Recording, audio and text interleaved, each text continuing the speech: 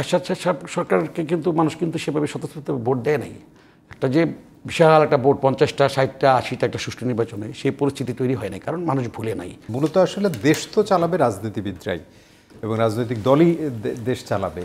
কিন্তু আপনি যদি চিন্তা করেন যে 90 সালের যে গণ আন্দোলনের মধ্য দিয়ে পতন ঘটেছিল সেই স্বৈরাচার সরকারের যেটি বলা হয়, এবং তারপরে 2008-এর কথা যদি আপনি চিন্তা করেন, প্রতিবারই সুযোগ পেয়েছে কিন্তু মানুষ এবং রাজনৈতিক দলগুলো সেই সুযোগ পেয়েছে, কিন্তু জনগণের আস্থা অর্জনে ব্যর্থ হয়েছে কিনা? আস্থাহীনতার সরকার কখনো জনগণের সরকার হয় না। গত 15 বছরের যে সরকারটি ছিল 2014 সালে বিনা ভোটে নির্বাচন করেছিল। 2018 সালে আপনার ভালো করেই জানা আছে যে 30 ডিসেম্বরের ভোট 29 ডিসেম্বর রাতে হয়ে গেছে, যেটি একাধিক নির্বাচন কমিশনাররা দায়িত্ব নিয়ে মিডিয়ার সামনে বলেছিল। আর 2024 সালের যে 7 জানুয়ারি কলঙ্কময় নির্বাচনটি হলো, সেটি ছিল ইতিহাসের সবচেয়ে কলঙ্কময় একটা ডামি নির্বাচন। এই 3টি নির্বাচনের মাধ্যমে গণতন্ত্রকে হত্যা করেছিল শেখ হাসিনা। স্বৈরাচারী শেখ হাসিনা গণতন্ত্রকে হত্যা করেছে। এখন তাহলে সেই সরকারটি কীভাবে সফল হয়, সেই দলটি কীভাবে সফল হয়, সফল দল হয়? যে দলটি সরকারই ছিল কীভাবে সফল হয়? আবার সেই দলটির সাথে যারা বিরোধী দলে ছিল, রাজুভাইদের দল, আমি জানি না রাজুভাইদের মূল দলটা ছিল, রাজুভাইদের দল আবার 2টা ভাগ আছে, জাতীয় পার্টি।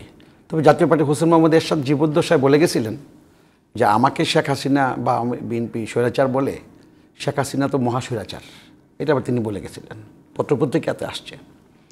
এখন আমার কথাটা হলো যে যদিও বলেছে, তারপরে কিন্তু শেখ হাসিনা সরকারকে টিকে রাখার জন্য এই 15 বছর এই বিরোধী দল হিসাবে কিন্তু আওয়ামী লীগ দল জাতীয় পার্টি তল্পিবাহক হিসাবে কাজ করেছে। সেই জন্য আমি সেদিন বলেছিলাম যে শেখ হাসিনাকে যদি এই অপরাধগুলোর কারণে, দুর্নীতি দুঃশাসনের কারণে আজকে সে পালিয়ে গেছে, তার নামে মামলা হচ্ছে, একইভাবে কিন্তু আজকে জাতীয় পার্টির 2 ভাগ হোক আর 3 ভাগ হোক, যারা তাদের সাথে বেনিফিশিয়ারি ছিল বিগত 15 বছর বিরোধী দল হিসাবে, তাহলে হত্যা, গুম, খুন যাগুলোকে তারা অনুমোদন দিয়েছে। এমনকি গত ওই 24 সালের নির্বাচনের পরে আপনি যে দেখেছেন যে জুলাই ট্র্যাজেডি, রক্তাক্ত জুলাই, এবং 4 আগস্ট পর্যন্ত আওয়ামী লীগের একজন পার্লামেন্টের মেম্বারও পদত্যাগ করতে আমরা দেখি নাই। তারা একজনও পদত্যাগ করে বলে নাই যে এরকম রক্তাক্ত বাংলাদেশ আমরা চাই না।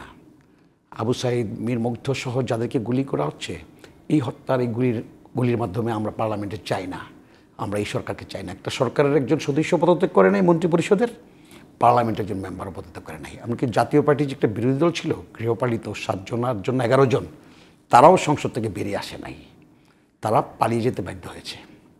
সুতরাং আজকের এই প্রেক্ষাপটে আমি বলবো, তারা আবার আজকে বিভিন্ন আদলে আওয়ামী লীগের এবং জাতীয় পার্টির যারা অতীতের দোসর ছিল, তারা বিভিন্ন আদলে বলছে নির্বাচন অনেক দেরি হোক, এই সরকার অনেক লম্বা সময় কাটাক, কারণ তারা ভাবছে যে যতই সময় পার হবে তাদের অপকর্মের কথা জনগণ ভুলে যাবে।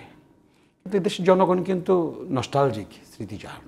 দেশের জনগণ কিন্তু 71-কে ভুলে নাই, 52-কে ভুলে নাই।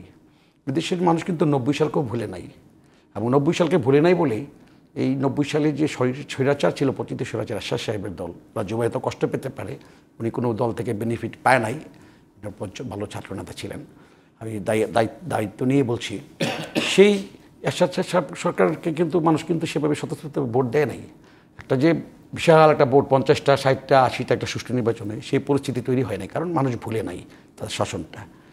এবং এই 24 সালের 5ই আগস্টের যে পতিত সরকার, হাসিনা সরকার, এই সরকারের ইতিহাসও মানুষ ভুলবে না, আমার মনে হয় না। এই প্রজন্ম, পরবর্তী প্রজন্ম ভুলবে না। মানে আপাত দৃষ্টিতে যদিও মনে হয় যে ভুলে যাচ্ছে, যদিও আন্দোলন প্রমাণ করে কখনো ভুলবে না, এবং বারবার স্মৃতির মানুষে ভেসে আসবে তাদের গুলি, তাদের বক্তব্যগুলো, আওয়াজগুলো। যদিও আপনাদের মিডিয়াগুলোতে আরেকটু বেশি করে আনার জন্য আমি বিনয়ের সাথে অনুরোধ করব যে তারা কি বলতো গুলি করার জন্য, তারা কি আস্ফালন করতো, কি ধরনের বক্তব্য দিত, সেগুলো মাঝে মাঝে আনা উচিত।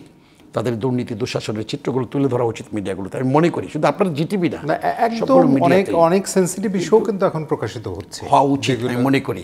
কারণ বিগত দিন আপনারা ইচ্ছা করে পারেন নাই, অনেক সময় আপনারা পারেন নাই, আপনাদেরকে চেপে ধরা হয়েছিল। স্বৈরাচাররা তাই করে, ফেসিস্ট যারা, তারা গণতন্ত্রকে হত্যা করার জন্য, কুক্ষিগত করার জন্য সংবাদপত্রকে কুক্ষিগত করে, বিরোধী দলগুলোকে কুক্ষিগত করে। তো এখন যেহেতু সেই সুযোগটা এসেছে, করতে হবে। আর দ্বিতীয় কথা হলো, অন্তর্বর্তীকালীন সরকার কি বলেছে যে আমাকে লম্বা সময় দেওয়া হোক? অন্তর্বর্তীকালীন সরকারের ডক্টর ইউনূস সাহেব কি ক্ষমতার জন্য এত লোভী? না। একটা প্রেক্ষাপটের কারণে তিনি দায়িত্ব নিয়েছেন, ওনাকে দায়িত্ব দেওয়া হয়েছে। ওনাকে তো এই হাসিনা সরকার থাকলে কারাগারে ঢুকাতো, নির্ঘাত কারাগারে ঢুকানোর জন্য সমস্ত বন্দোবস্ত করেছিল। বেগম খালেদা জিয়াকে রেখেছিল না 6 বছর, ডক্টর ইউনূসকে রাখতো। কারণ এই দেশের যারা নাকি প্রথিতযশা, যাদের ইতিহাস আছে, সুনাম আছে, সম্মান আছে, তাদেরকে শেখ হাসিনা সরকার এবং শেখ হাসিনা কখনো সম্মান দেয় নাই। যে সমাজ, দেশ, যে রাষ্ট্র সম্মানী ব্যক্তিকে সম্মান দিতে জানে না, সেই দেশে সম্মানিত ব্যক্তি তৈরি হয় না, কিংবা বাধাগ্রস্ত হয়। কিংবা নদীর প্রবাহকে যদি আপনি প্রবাহিত হতে না দেন, বাদ দেন, সে কখনো কখনো বাঁধ উপচে যাবে, কিন্তু ভিন্ন দিক থেকে প্রবাহিত হবে, অত বাঁধ ভেঙে যাবে। তো রাষ্ট্রকে রাষ্ট্রগতিতে চলতে দিতে হবে, সম্মানী ব্যক্তিকে সম্মান দিতে হবে, নয়তো রাষ্ট্র প্রতিবাদ করে। 5ই আগস্ট কিন্তু রাষ্ট্রেরই প্রতিবাদের একটা অংশ। আমি এটা আপনার টেলিভিশনের মধ্যে অনেক আগেও বলেছি, আমি 1 বছর আগেও এই কথাটি বলেছি, 2 বছর আগেও বলেছি। 4 আগস্ট রাতে 11টা আমি এখানে বলেছিলাম সে কথাগুলো 5ই আগস্টে 13 ঘন্টার ব্যবধানে কিন্তু সত্যি হয়েছে। আজকেও আমি সে কথাটি বলছি যে ডক্টর ইউনূস সরকার কিন্তু বলে নাই যে আমাকে এত বছর এত দিন সময় দেওয়া হবে। ডক্টর ইউনূস সরকার বসে থাকে নাই, তিনি কাজ করছেন। ওনাকে যেভাবে বলো যে কি সরকার মানে আপনার কী বলে এনজিও ভিত্তিক বা কেউ কাজ করেছে, কিন্তু যারা কাজ করেছে এটা তো ওনার নেতৃত্বে কাজ করছে। আমি বিশ্বাস করতে চাই একটা যৌক্তিক সময়ে যেন অপরাধীরা এবং কুচক্রী মহল, ষড়যন্ত্রকারী মহল যারা উৎপেতে বসে আছে, যে নির্বাচন যেন করতে না পারে, ডক্টর ইউনূস সরকার নির্বাচন করতে যেন ব্যর্থ হয়, বা একটা সুন্দর নির্বাচন দিয়ে যেন গণতন্ত্র প্রতিষ্ঠা করতে ব্যর্থ হয়, সেদিকে কিন্তু ব্যস্ত আছে কারা?